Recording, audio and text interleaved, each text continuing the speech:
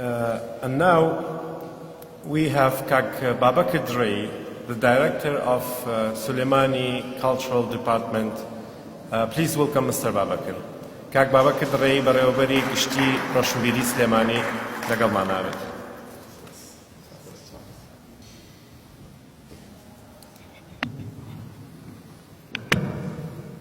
بەڕێز کاگازات هەمەوەندی سەرۆکی ئەنجومەنی پارێزگای سلێمانی، بەڕێز نوێنەری کونسوڵی ئەڵمانیا، میوانانی بەڕێز بەخێر بێن، خۆشحاڵین کە لە خزمەتانە لێرە.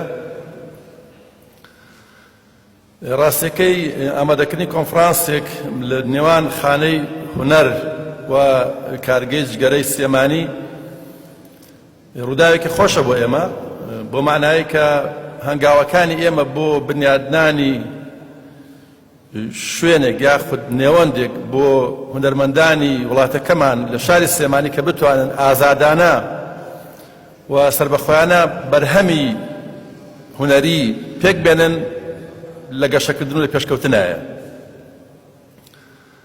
خودی پێکهاتنی یاخود هەبوونی عەقدێک لە نێوان حکوومەتی هەرێمی کوردستان دایرەکەی ئێمە لەگەڵ ڕێکخراوی کلتور و گەشەپێدانی بەردەوام کە بەڕێزان خۆشیان لێرن، بۆ معنایە کە حکوومەت هاوکارە و پشتیوانە بۆ ئەوەی کە هونەرمەندان لە ڕێگای ڕێکخراوی سربەخۆ، ڕێکخراوی کۆمەلگای مەدەنی بتوانن بەرهەمی هونەری دروست بکەن و پایتەختە ڕۆشنبیری کوردستان بەرەو پێشەوە بەرن.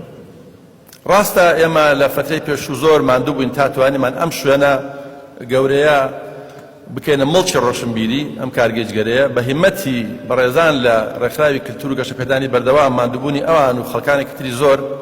بەڵام ئێستا خۆشبەختانە ئەم کارگە گەورەیە ئەم شوێنە بۆتە مڵکی ڕۆشنبیران و هونەرمەندانی شارەکەمان و کوردستان کە بتوانن تایە کار بکەن و ئەمڕۆ خۆشبەختانە کۆنفرانسێک بەڕێوە ئەچێ بۆ ئەوەی کە گفتوگۆ بکەین لەسەرەوەی کە چۆن هونەرمەندان و ڕۆشنبیران خۆیان لەسەر پێی خۆیان بوەستن. ڕاستە عێراق بەگشتی و کوردستان بە تایبەتی لەسەر سیستمی ڕووسی قەدیم ڕۆشتین بەڕێوە و ئێستا هێشتا ئەندازەیەک ئەو عەقڵیەتە ماوە کە سیستمی سۆڤێتی کۆن بەکاربهێنی کە دەوڵەت لە هەموو شتێک تەداخل بکە.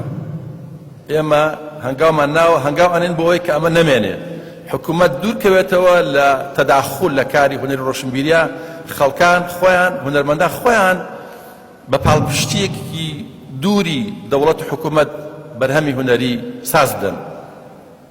پێمان خۆشە ئێمە بەدڵ کە بەڕێزان لە سەفارەتی ئەڵمانیا لە کونسڵگەری ئەڵمانیا هاوکار بوون و پشتیوانمان بن بۆ ئەم کارە. من لەگەڵ هاوڕێیانی سەفارەت قسەم کرد، باسمان کرد کە بەداخەوە تا ئێستا لە شاری سلێمانی کە پایتەختی ڕۆشنبیری کوردستانە ئێمە ئینستیتوی گۆتەمان نییە، دەوایە هەمان بێ و من خۆشحاڵم کە لێرە ئەمڕۆ لەگەڵ هاوڕەکانە لە حاشیەی کۆنفرانسەکە باسی ئەوەش بکەین. ئێمە ئەمانەوێت لە شاری سلێمانی گوێمان لە فاوس بێ کە پلەیەکان یاخود ڕۆمانی فاوس لە شاری سلێمانی لەلایەن مەعهەدی گۆتەوە ئامادە بکرێتەوە و خەڵک گوێ لێ بێ. ئەمانەوێت گوێمان لە یاخود کتێبەکانی گۆتە لە ئازارەکانی ڤارتەر لە دیوانی شەرقی غەربی گۆتە خەڵک بزانێت کە ئەڵمانەکان یاخود هونەرمەندان و ڕۆشنبیرانی ئەڵمانیا چۆن بیان لە خۆڕەهات کردوێتەوە.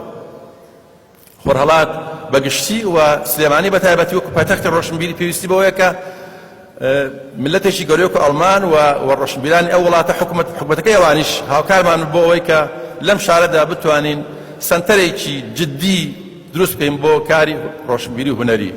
من لە دڵەوە سپاسی هەموو بەڕێزان ناکەم کە هاوکار بوون بۆ ئامادەکردنی ئەم کۆنفرانسە بە تایبەت سەفارەتی ئەڵمانیا و بەڕێزان لە بەشی ڕۆشنبیری سەفارەتەکە و سپاس بۆ هاوڕێیان لە کارگەی جگەرە یاخود لە ڕێکخراوی کەلتور و گەشەپێدانی بەردەوام و سپاس بە ئامادەبوونی هەموو لایەکتان. ڕێزمێ زۆر سپاس.